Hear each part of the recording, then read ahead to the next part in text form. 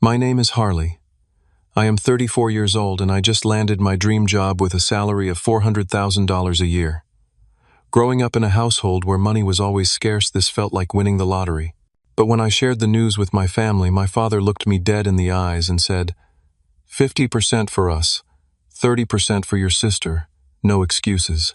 That afternoon I packed everything I owned and stopped paying their bills. Before I tell you what happened next, let me know where you are watching from. Hit like and subscribe to join me on this journey of finally standing up for myself after years of financial manipulation. I grew up in a middle-class neighborhood in Chicago where our family lived in a modest 3-bedroom house that always seemed to need repairs my father never got around to fixing. My father, Richard, worked as a sales manager at a local car dealership. On paper, he made good money, but you would never know it by the way we lived. Dad always had an air of authority about him, standing at 6 feet 2 inches with broad shoulders and a booming voice that could silence a room. He controlled every aspect of our family life, especially the finances. Money does not grow on trees, Harley. He would lecture me constantly. Everything in this house comes from my hard work. The irony was that most of our financial problems stemmed from his gambling habit.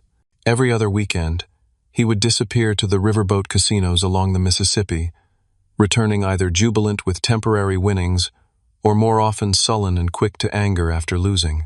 My mother, Diane, was the opposite of my father in every way. Petite with soft-spoken mannerisms, she worked as a receptionist at a dental office, but never seemed to have any say in how her paycheck was spent. She would just nod along with whatever Dad decided, her eyes downcast, her opinions silenced years ago. Your father knows best, she would whisper to me whenever I questioned their decisions. Just try not to upset him. Her entire existence seemed dedicated to keeping the peace even at the cost of her own dignity. Then there was my sister Amanda, 2 years younger than me, but somehow always the center of attention. Amanda was the golden child, the one who got new clothes while I wore hand-me-downs, the one whose extracurricular activities were priorities, while mine were luxuries we could not afford. Your sister is more delicate than you, my mother would explain. She needs more support. This translated to Amanda never having to work a day during high school, while I started bussing tables at 14 just to have money for school supplies. Our household had a predictable rhythm of financial crisis, followed by temporary relief, followed by another crisis. The electricity would get shut off. Dad would borrow money from his brother. Lectures about spending less would follow, and within months, we would be back in the same situation. Through it all, I was expected to contribute while Amanda was protected.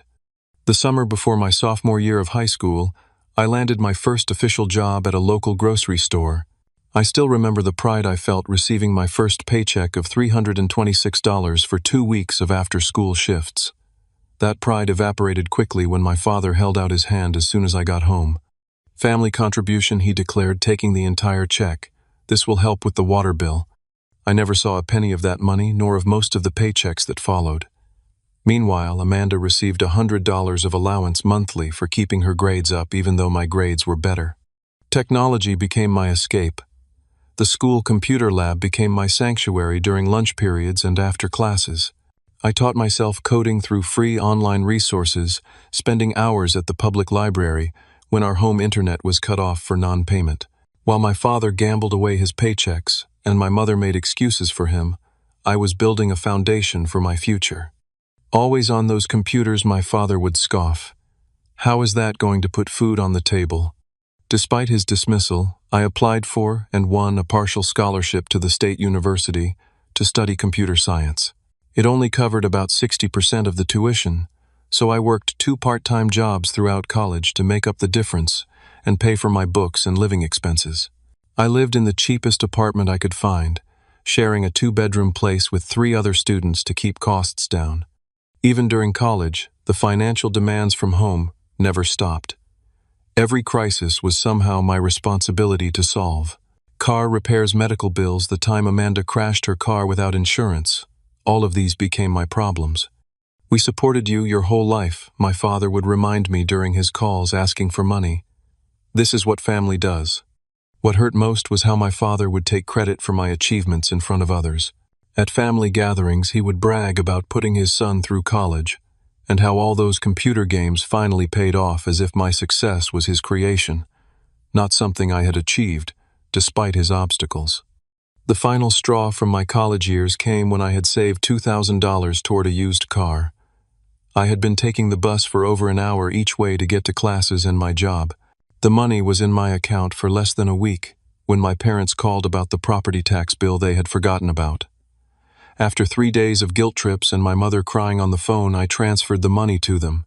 They bought Amanda a spring break trip to Florida 2 months later. These patterns continued through my early 20s. Each time I tried to establish financial independence, some family emergency would pull me back in. I became the family bank expected to provide without question while trying to build my own life from scratch.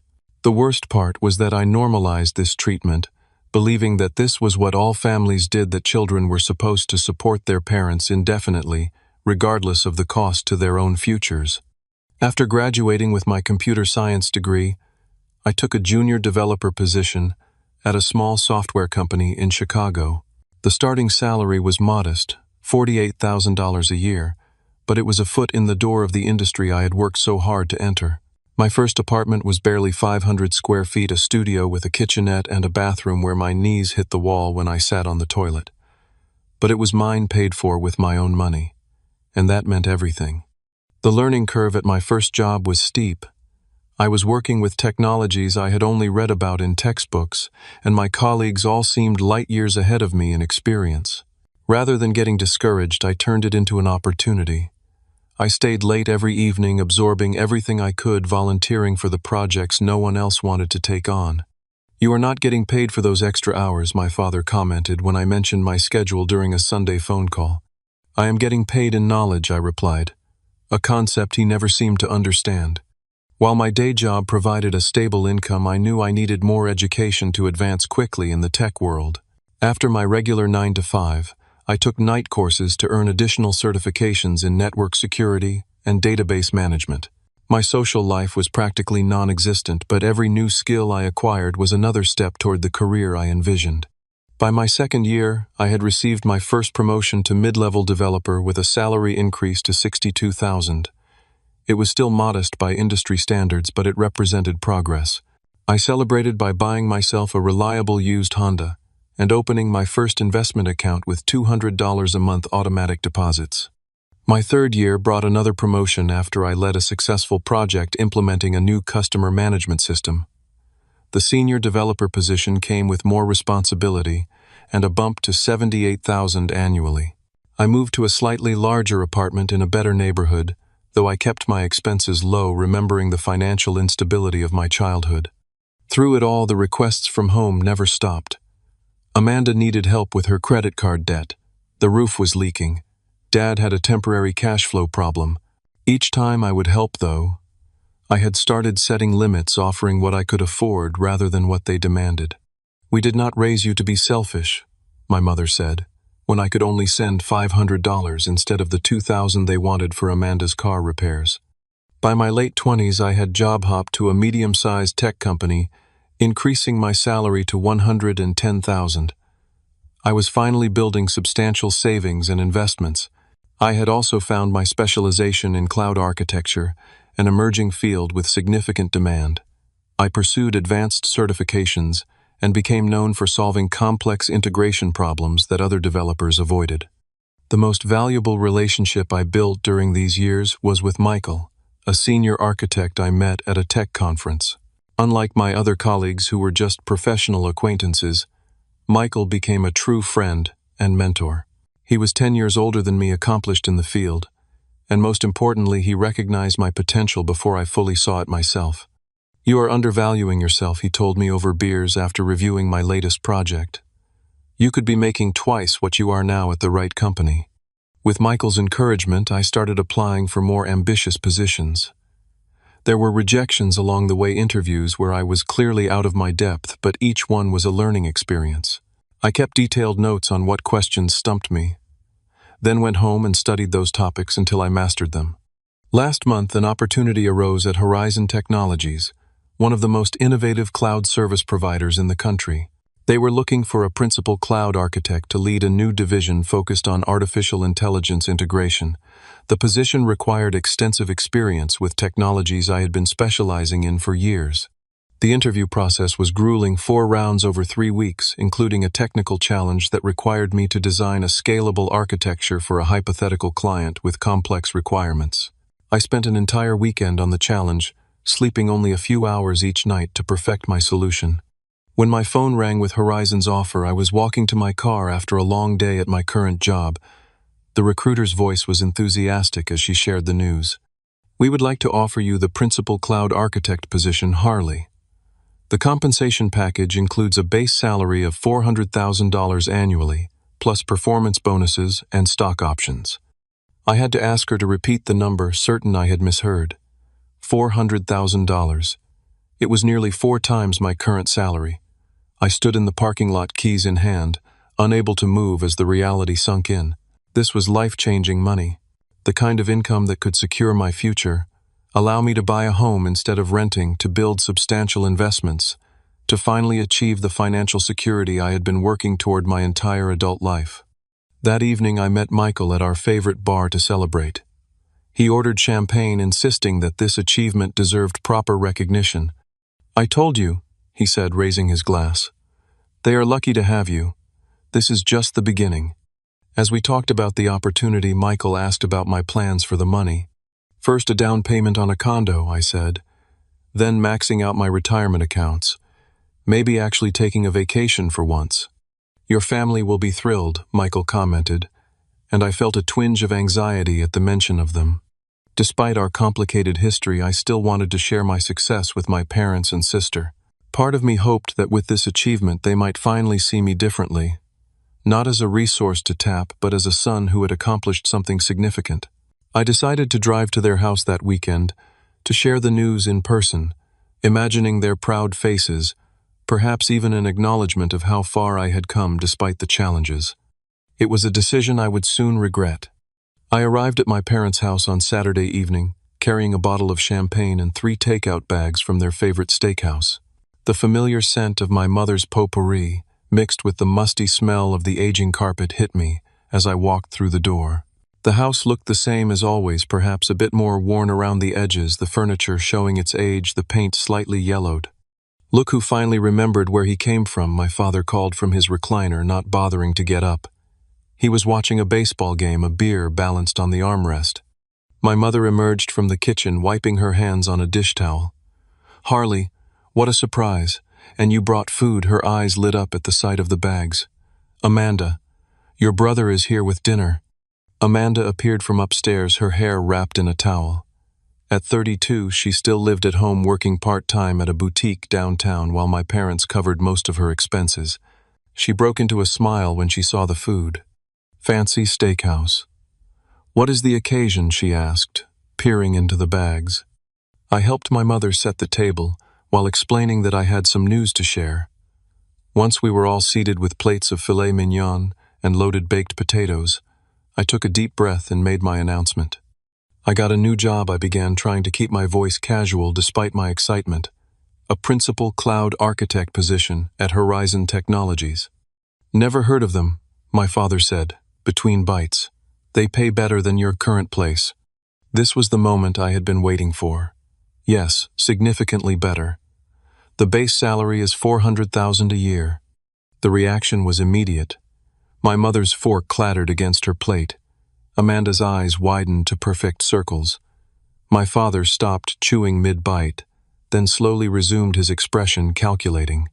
$400,000, my mother repeated, her voice hushed, as if saying it too loudly might make it disappear. "Oh, Harley, that is wonderful." "My little brother is rich," Amanda exclaimed, reaching over to punch my arm playfully. I always knew all that computer stuff would pay off someday. My father remained silent, but I could see the wheels turning behind his eyes. He took a long swig of his beer, set it down deliberately, then fixed his gaze on me. "When do you start?" he asked. 3 weeks from Monday, I replied. "I need to wrap things up at my current job first." "And when does the first paycheck come in?" The question struck me as odd, but I answered anyway. "They pay bi-weekly, so probably about 5 weeks from now." He nodded slowly, as if confirming something to himself. The conversation moved on to other topics, my mother asking about the office location, Amanda wondering if I would be buying a new car. The initial tension I had felt began to ease. Maybe this would be the positive turning point in our relationship I had hoped for. After dinner, as we moved to the living room with slices of the cheesecake I had brought for dessert, my father cleared his throat loudly, a sound I recognized from childhood as his preamble to an important pronouncement. "Your mother and I have been talking," he began, though this was clearly news to my mother, whose expression showed confusion, about our retirement and Amanda's future. I nodded, waiting for him to continue, a knot beginning to form in my stomach. "We have supported you your whole life," he said, using the same phrase he always deployed before asking for money. "Put a roof over your head, food in your mouth, clothes on your back. Now you have finally made it thanks to the foundation we provided. I appreciate everything you have done," I said carefully, already sensing where this was heading. "Good, because now it is time for you to show that appreciation in a meaningful way." He leaned forward, elbows on his knees. "With your new salary, we have worked out what would be fair for everyone." Amanda was nodding along, suddenly very interested in the conversation. My mother looked down at her hands. 50% for us," my father stated flatly. 30% for your sister. No excuses." The room went silent. I stared at him, waiting for the punchline to what surely must be a joke. But his expression remained serious, expectant even. "You want 80% of my salary," I finally managed to ask, my voice barely above a whisper. "We raised you," he replied, as if that explained everything. "And now we need to secure our retirement. The house needs work, your mother deserves to stop working at that dental office, and I want to finally enjoy life after decades of supporting this family. And I need to pay off my student loans," Amanda chimed in. "Plus, I want to open my own boutique someday. You know I have always dreamed of that." I looked at my mother, hoping for some sign that she found this as outrageous as I did, but she merely gave a small shrug. "Your father has thought this through," she said softly. "We are family after all." My mind was racing, doing quick calculations. They wanted $320,000 of my $400,000 salary. That would leave me with $80,000, which was actually less than I currently made. "That would leave me with less than what I make now," I pointed out. "But you will get raises and bonuses," my father countered. "And you have always been good at living frugally. Besides, what do you need all that money for? You are single, no kids. We have real needs." The conversation quickly devolved into an argument as I tried to explain that while I was happy to help them, giving up 80% of my income was simply not reasonable. My father's tone grew increasingly irritated. "After all we sacrificed for you," he said, his voice rising. "All the nights your mother stayed up helping with your homework, all the meals we put on the table, all the guidance we provided, and this is how you repay us, with selfishness." Amanda joined in, listing all the times she had been there for me emotionally over the years, as if that justified a $120,000 annual stipend. The more I resisted, the more intense their pressure became. "I have bills to pay too," I tried explaining, "and I want to buy a home, invest for my own future." "Your future?" my father scoffed. "What about our future? What about everything we gave up so you could have opportunities?" The argument reached its climax when my father stood up, towering over me just like he had when I was a child. "This is not a request, Harley. This is what you owe us. We are your family. If you turn your back on family, you have nothing." His expression hardened. "So what is it going to be? Are you with your family? Or are you one of those ungrateful children who abandons the people who gave him life once he has money?" I looked around at the three expectant faces, each with their own version of entitlement, and suddenly saw with perfect clarity what the rest of my life would look like if I agreed to their demands. This would never end. The percentages might change, but the expectation that my earnings belonged more to them than to me would remain constant. "I need some air," I said, standing up and walking out the front door without waiting for a response. Behind me, I heard my father call out, "Think carefully about your next move, son. Family is forever, but so are the consequences of turning your back on us." The cool evening air hit my face as I walked to my car, hands shaking slightly as I fumbled for my keys. I did not pull out of the driveway immediately, just sat behind the wheel trying to process what had just happened. The champagne I had brought to celebrate my achievement now seemed like a cruel joke. I drove aimlessly around the neighborhood where I grew up, past the elementary school with its faded playground equipment, past the corner store, where I had bought penny candy as a kid, past the park where I had spent countless hours alone, when the tension at home became too much. Each familiar landmark seemed to carry the weight of memories, most of them tinged with the same dynamics I had just experienced at dinner. My phone buzzed repeatedly with text messages from Amanda and my mother, but I ignored them. I needed space to think, to understand my own feelings, without their voices in my head. After about an hour of driving in circles, I pulled into the parking lot of a 24-hour diner that had been a refuge during my high school years. The same neon sign flickered above the entrance, promising comfort food and anonymity. Sliding into a booth, I ordered coffee and tried to sort through the tumult of emotions. Anger, certainly, disappointment, hurt. But beneath those immediate reactions was something deeper, a profound sadness at the recognition that the family I had always hoped for, the one that would be proud of my achievements and happy for my success, did not exist. I flashed back to my 16th birthday, when I had saved up for months to buy parts to build my first computer. My father had discovered the components hidden in my closet and accused me of wasting money on toys when the family needed new tires for the car. He had made me return everything and hand over the refund money. The computer that could have been the start of my portfolio of work was sacrificed for tires on a car I was rarely allowed to drive. Then there was my high school graduation, when I received an academic achievement award and scholarship.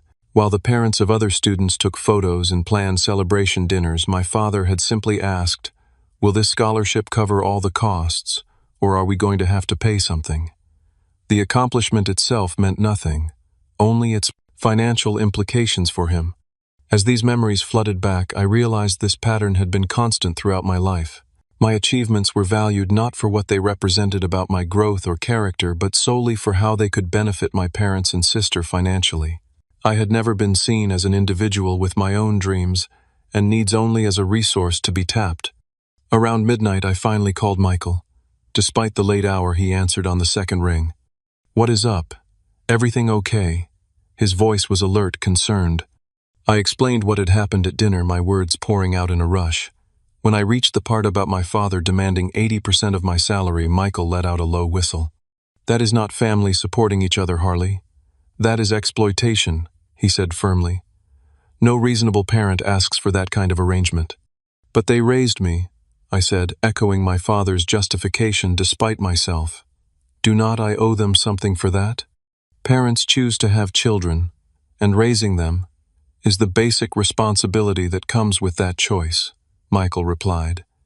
"Supporting your parents in their old age is one thing. Becoming their cash cow is another entirely." We talked for nearly an hour, Michael helping me see the situation from outside the fog of family dynamics. He shared stories of his own parents who had celebrated his career successes and refused financial help even when he offered it, insisting he save for his own future first. "What they are asking is not normal," he emphasized. "It is not what loving parents do." After hanging up, I drove back to my apartment, but sleep eluded me.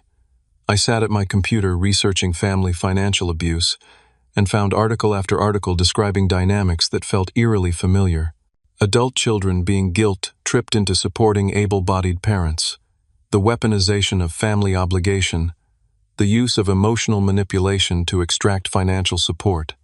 I began calculating what my life would look like if I gave in to their demands. After taxes, my $400,000 salary would net about $270,000. Giving 80% of that to my family would leave me with $54,000 a year, significantly less than my current take-home pay. I would be working a high-stress, demanding job while living with less financial freedom than I had now.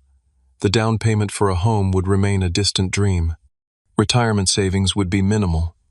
And for what, so my father could retire early, so Amanda could pursue her boutique dreams without having to save or get a business loan like everyone else. I thought about all the times I had tried to establish reasonable boundaries around money. The time I had offered to pay for a financial advisor to help my parents budget their income, only to be accused of trying to control them. The time I had suggested Amanda look into student loan forgiveness programs, only to be told I was being stingy. Every attempt at helping in a sustainable way had been rejected in favor of direct cash transfers that disappeared into the black hole of my family's finances. As dawn broke, I reached a moment of clarity. This pattern would never end unless I ended it. No amount of money would ever be enough. No achievement would ever be celebrated for its own sake. The goalposts would always move, the demands would always increase, and I would forever be trying to buy the approval and love that should have been freely given. I realized that standing up for myself was not selfish, as my father had always claimed when I resisted his demands. It was necessary for my own survival and well-being, and perhaps in some distant future, it might even be the catalyst for a healthier relationship with my family, though I was not naive enough to count on that outcome. With this clarity came a plan. It would not be easy, and it would certainly not be without emotional cost. But for the first time in my life, I was choosing myself, my future, and my right to enjoy the fruits of my own labor. The decision felt simultaneously terrifying and liberating. The next morning I woke up with a sense of purpose I had not felt in years. The path forward was clear if difficult.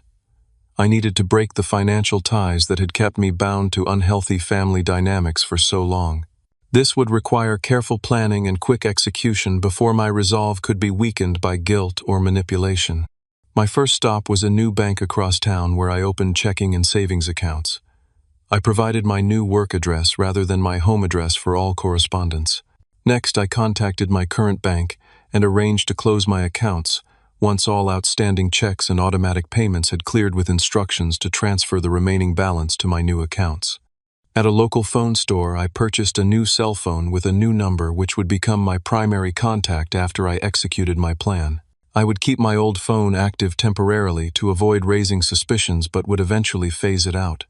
Back at my apartment, I created a detailed inventory of my possessions, identifying what was truly important to me versus what could be replaced. I had always lived fairly minimally, a habit from years of financial insecurity which now worked in my favor. My most valuable possessions were my computer equipment, important documents, and a few sentimental items from my grandparents who had passed away years ago. Online, I researched apartments in a neighborhood closer to my new job.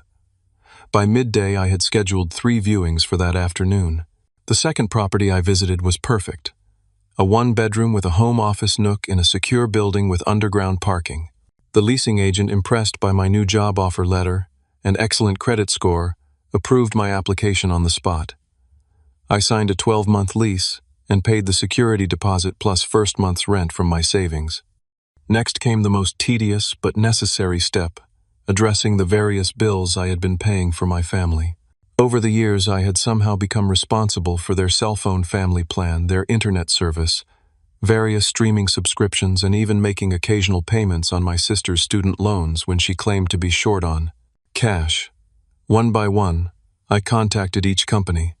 I would like to remove myself from this account, I told the cell phone company representative. The other lines should remain active, but I will no longer be financially responsible after the current billing cycle. Similar conversations followed with the internet provider, streaming services, and other utilities.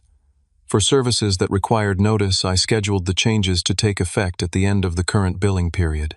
For Amanda's student loans, I simply removed my bank account from the automatic payment system.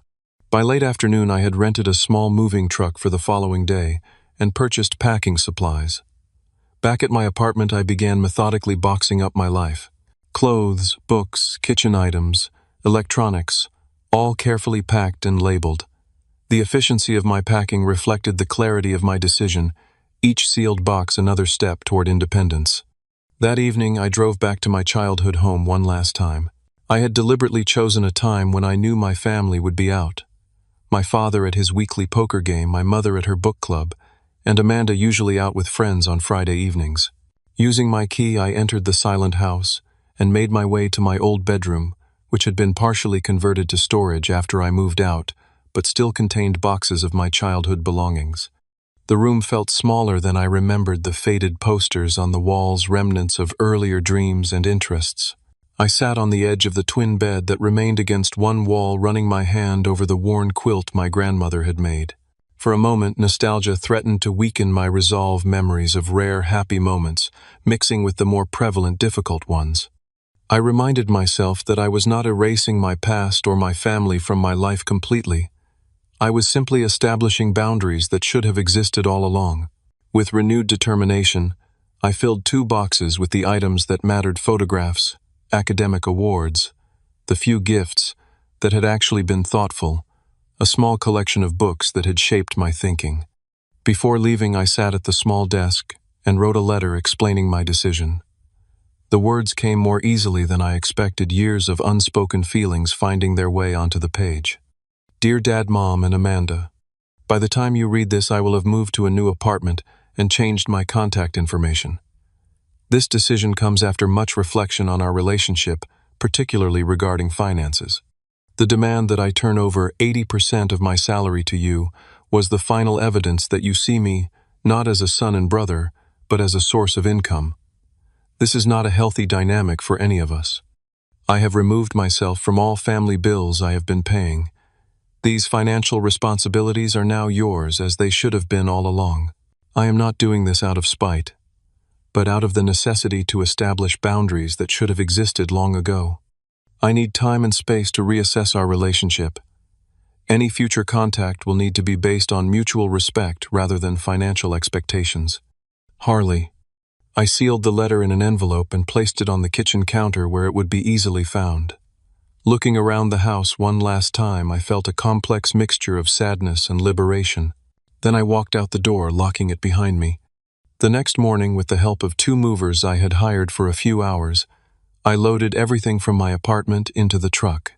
By noon, I was unloading at my new place. The entire process was completed with military precision, a clean break from one chapter of my life to the next. That first night in my new apartment, sitting on my couch surrounded by boxes, I experienced conflicting emotions. There was guilt, certainly years of conditioning, making me question if I had done something terrible. There was anxiety about the inevitable fallout when my family discovered my letter. But overshadowing these was an unfamiliar feeling of lightness, as if a weight I had carried for so long had finally been lifted from my shoulders.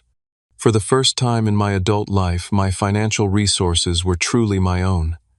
My future belonged to me alone. The road ahead would not be easy, but it was at last mine to travel as I chose. The explosion came sooner than I had anticipated. At 8:30 the next morning, my old phone erupted with notifications, a barrage of texts and voicemails from my family. I had expected anger, but the sheer volume and intensity still caught me off guard. My father's voicemails escalated from confusion to rage in the span of 3 messages. Harley, where are you? Your mother found your letter. Call us immediately so we can discuss this misunderstanding. Then I cannot believe you would pull this kind of stunt. After everything we have done for you, this is how you repay us, by running away like a child. And finally, you listen to me, son. You have one day to come to your senses and apologize to your mother. She is crying her eyes out because of your selfishness. One day, or you will regret it. Amanda's messages were no less forceful, though her approach leaned more heavily on guilt than threats. How could you do this to us? Mom is devastated. Dad is furious. And what about me? I was counting on your help for my boutique. My dream is just worthless to you, I guess. You have always been selfish, but this is a new low. My mother's messages were the hardest to hear, her voice soft and trembling. Harley, sweetie, please call me. Just me, not your father. I do not understand what happened. We are family. We are supposed to help each other. Please come home so we can talk. I listened to each message, allowing myself to feel the pain and guilt they were designed to trigger, but I did not call back. Instead, I sent a single text to all 3 of them from my old phone. I need space and time. My decision stands. Please respect my boundaries.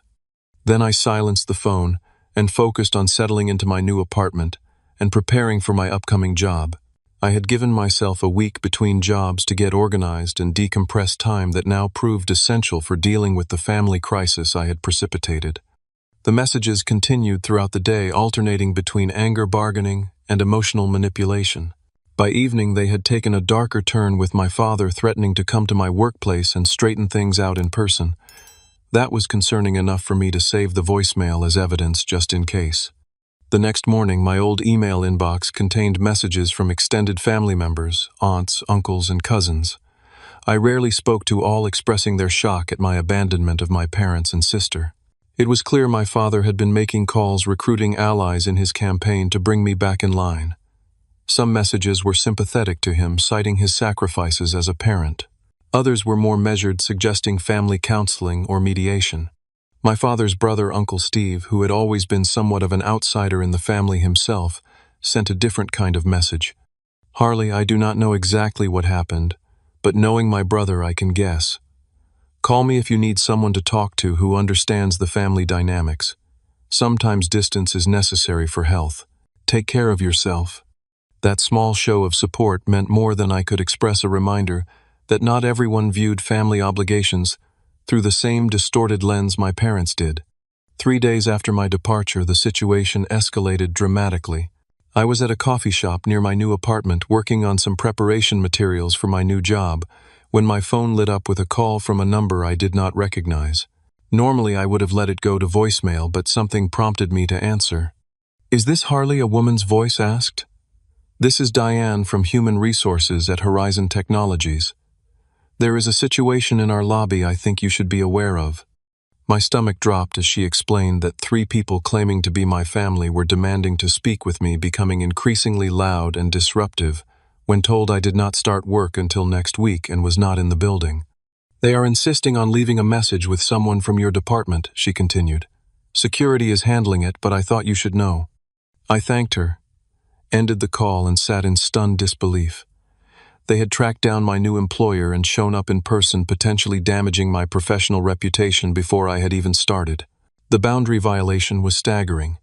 That evening I received an email from the HR director at Horizon, expressing concern about the incident and requesting a meeting before my start date to discuss the situation and ensure it does not impact your work environment. The professional tone could not mask the underlying message: my family drama was now threatening my career opportunity. The stress began affecting my sleep and concentration. I found myself jumping at unexpected sounds, half expecting to find my family at my door. The building had secure entry, and I had not given them my new address, but their appearance at my workplace demonstrated a determination I had underestimated. After a week of escalating harassment, including my father somehow obtaining my new cell number and leaving increasingly threatening messages, I realized I needed professional help. I scheduled a consultation with an attorney specializing in harassment cases.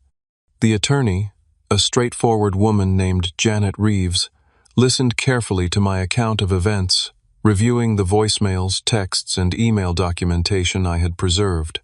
"What your family is doing constitutes harassment," she confirmed. "The appearance at your workplace is particularly concerning, as it crosses the line from personal conflict into potentially affecting your professional life." She outlined my options, which included a formal cease and desist letter as a first step, followed by a restraining order if the harassment continued. The idea of taking legal action against my own family felt extreme, but I was running out of alternatives. "Think of it this way," Janet said, noting my hesitation.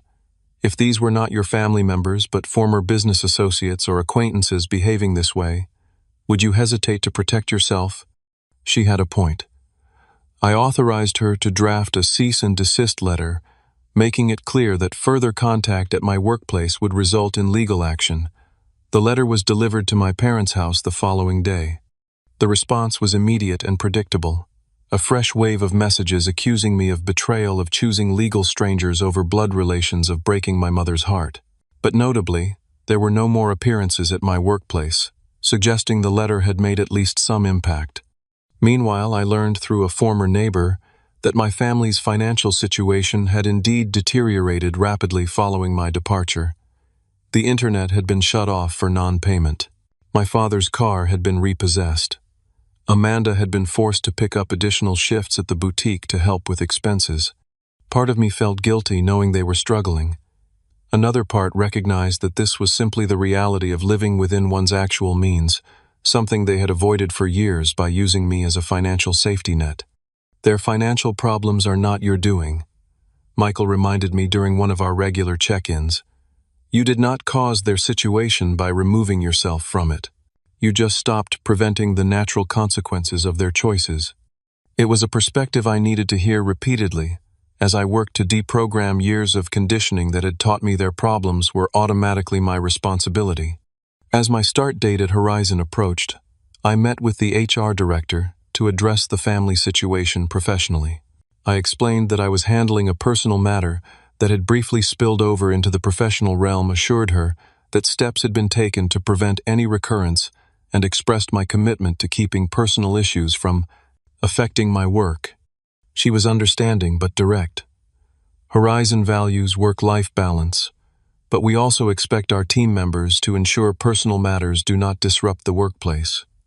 I appreciate your transparency and the steps you have taken. I left the meeting with my job intact, but with a clear understanding that I was starting under heightened scrutiny. My family's actions had created yet another obstacle for me to overcome this time in my professional life. The first few months after breaking ties with my family were some of the most challenging of my life. Despite the clear logic behind my decision, years of emotional programming did not disappear overnight. I struggled with waves of guilt, moments of doubt, and the persistent question of whether I had done something unforgivable by prioritizing my own well-being. 2 weeks into my new job at Horizon, I recognized that I needed professional help to navigate these emotions. Through my company's health insurance, I found Dr. Karen Chen, a therapist specializing in family trauma and boundary setting. Our first session was revealing. What you are experiencing is a normal response to breaking deeply entrenched patterns, she explained after I recounted my story. The guilt, the second-guessing, even the physical symptoms like trouble sleeping, these are all common when someone steps away from a dysfunctional family system.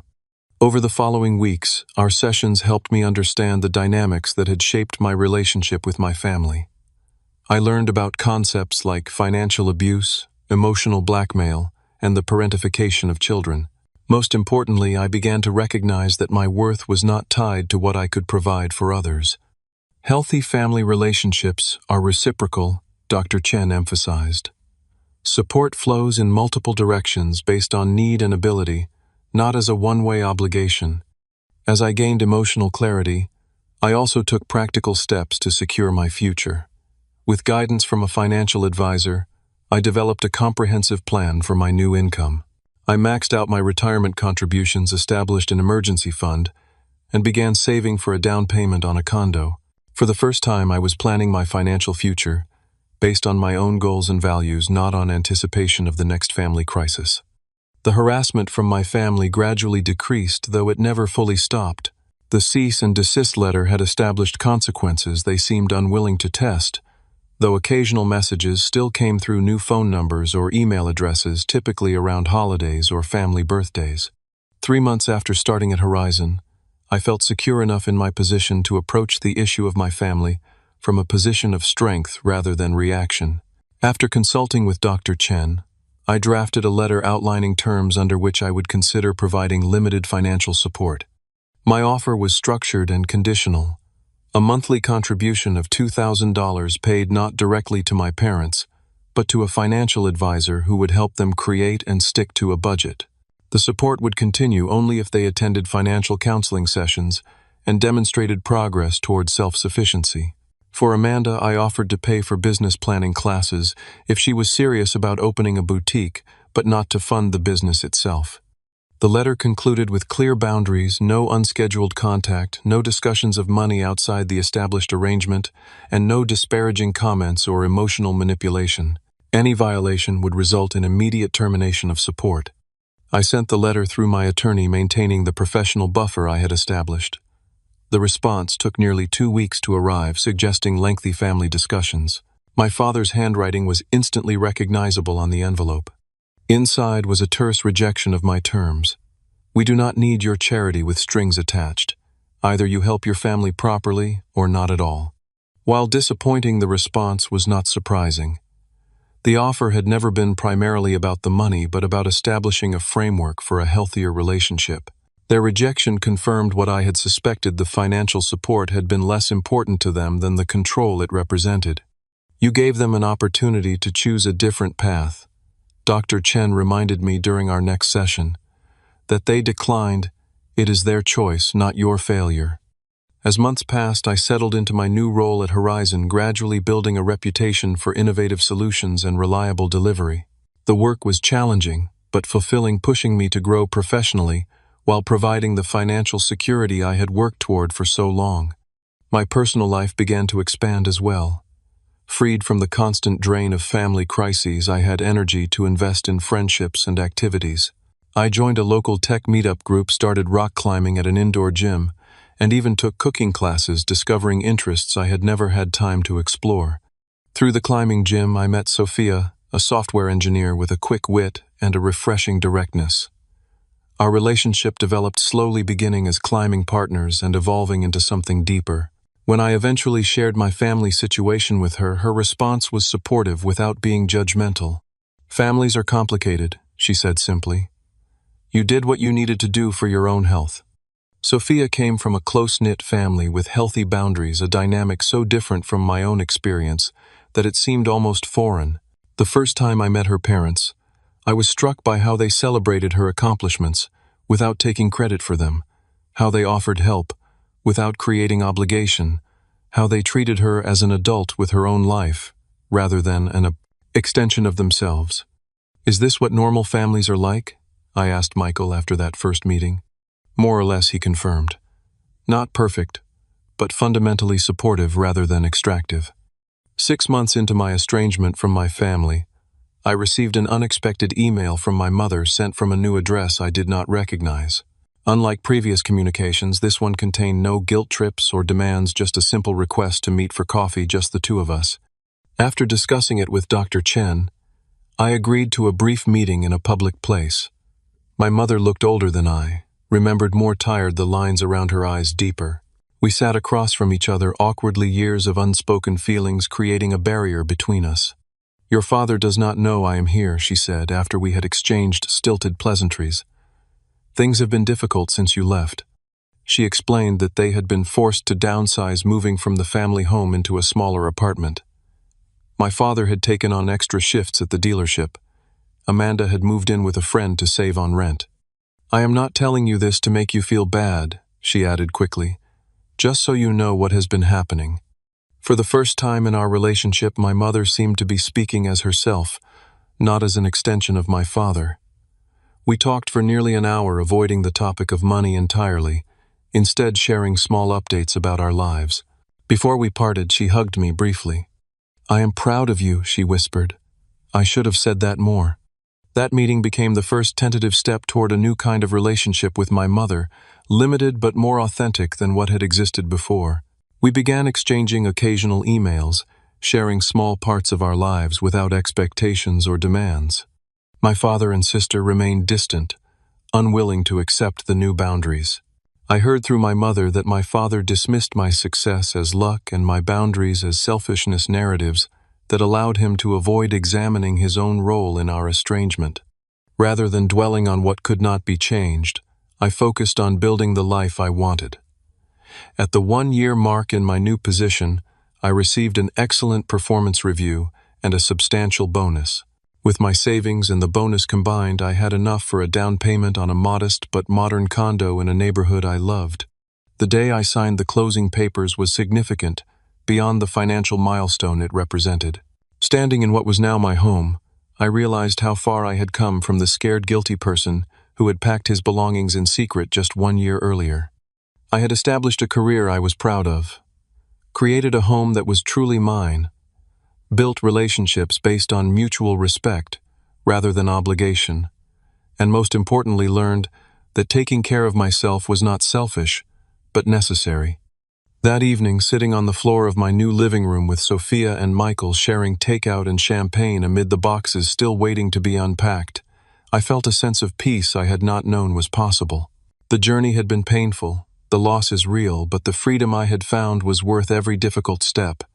Looking back at the past year, I realized that the $400,000 job was never really the point of my story.